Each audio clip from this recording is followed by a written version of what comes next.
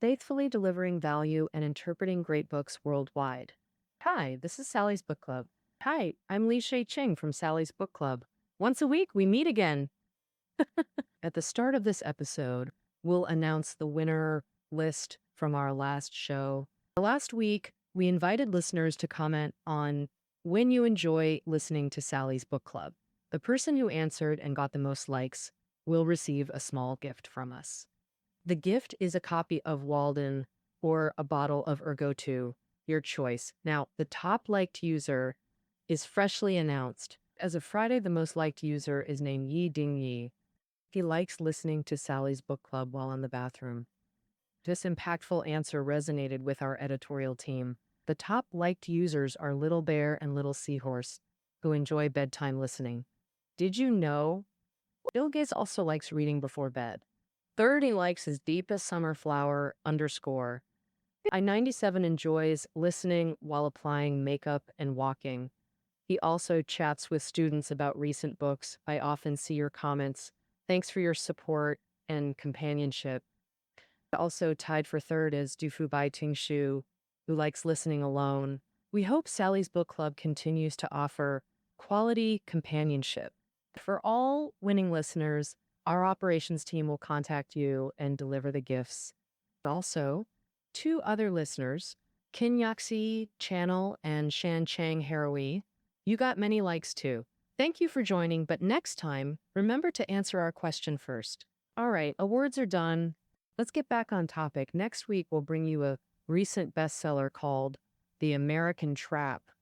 I'm sure many listeners interested in international news have heard of this book. During the China-U.S. trade war, Canada arrested Huawei's CFO Meng Wanzhou at the U.S. request, and Huawei later faced U.S. bans. When Bloomberg reporters interviewed Huawei founder Ren Zhengfei, they found The American Trap on his desk.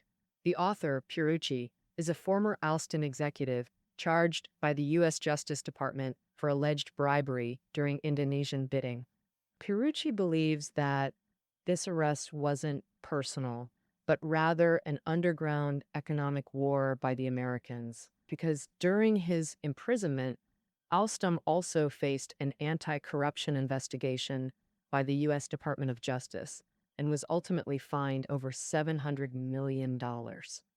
And Alstom's most important power division was acquired by America's General Electric. Some people compare the book's author, Pierucci, to the French version of Meng Wanzhou, while others liken Alstom to Huawei, thinking they both fell into an American trap. I've worked on many nonfiction books before, but this one's challenge is quite unique. The challenge lies in its perspective. Many books I've done, like the Pulitzer-winning Tom's River and The Sixth Extinction, were written from an outsider's perspective. And they all gathered extensive firsthand information through interviews and investigations. Then there are books where authors write about their own experiences, like Nickel and Dimed. For this book, the author is a columnist who hid his identity and education to go undercover working.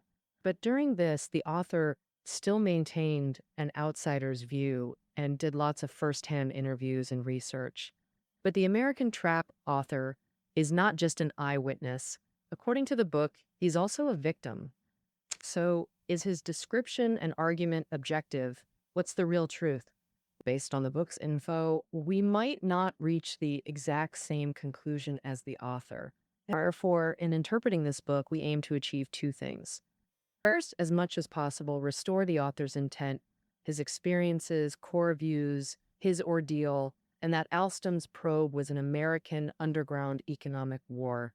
Second, we also strive to interpret the book's valuable points. For this book, we Chinese might wonder, is the author a French version of Meng Wanzhou? Does the American trap really exist? When reading a book, besides figuring out what the author said, we must understand why they said it. A person's experiences, knowledge, and perspective shape their understanding and judgment of events. And what we need to do is gather info from different angles based on the author's arguments to form our own independent thoughts and judgments. So, in our book talk's conclusion, we've included some external information for you.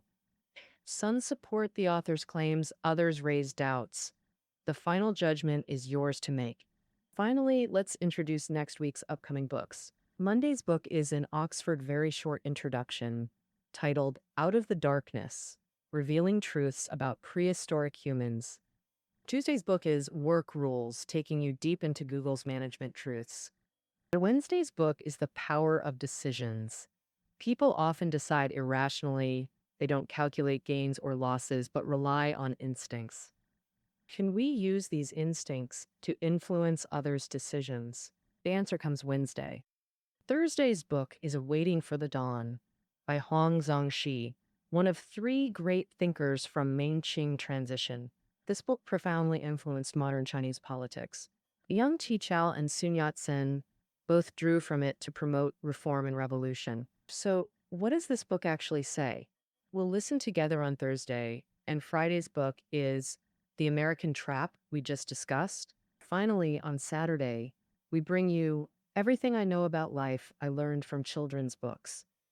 In children's books, we find not just stories, but lifelong lessons in family love, friendship, and perseverance. All right, that's it for this episode. See you next week.